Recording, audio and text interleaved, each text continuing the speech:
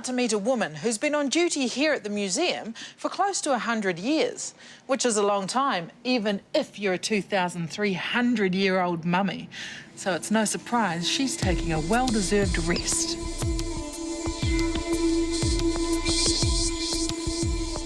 There was some confusion when she first came into the museum. Everybody thought it was a man, a priest.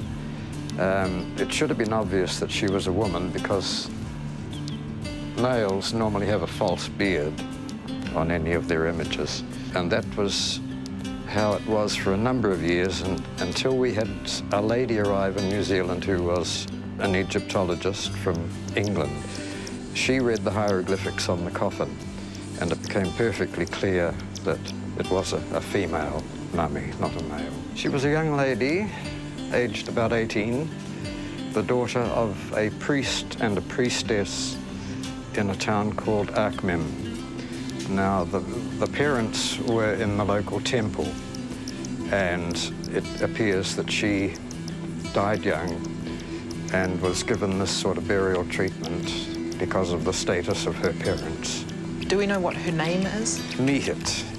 M-H-T is the spelling, but when you put the vowels in, you are able to just call her Mihit. Ross and Mihit go way back. They met in 1960 when Ross started working here, and thanks to his research, we've learned a lot more about Mihit's history. It's a path of discovery that's lasted nearly 50 years. So that's her standing next to you. That's her, and that was one of the first things that we needed to do, establish that there was a body inside the coffin. I can recall people thinking that what they were looking at was false, and it was just made up for the occasion.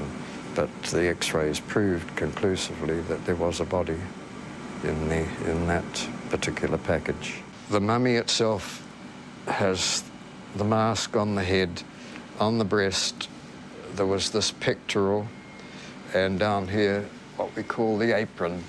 And at the tail end, there were a set of what they call boots, just painted representations of footwear.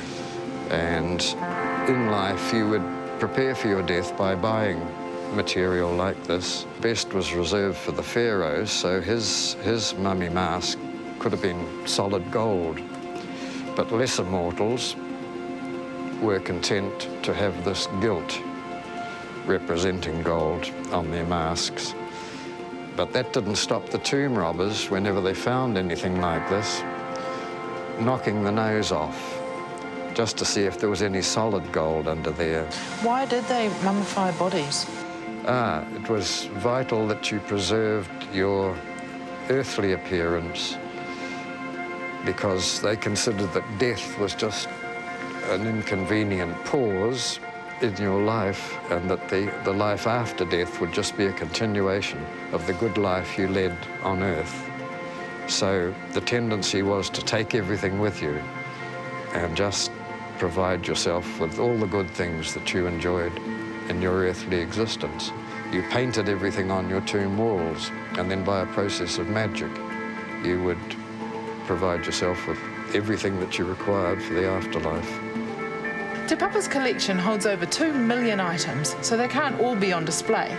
While Mihit's mummy has amazed thousands of visitors, she's become quite delicate. Also, we're a bit more careful with human remains. Her coffin recently appeared in the exhibition Egypt Beyond the Tomb, but her body remained in storage. For now, she's catching her breath.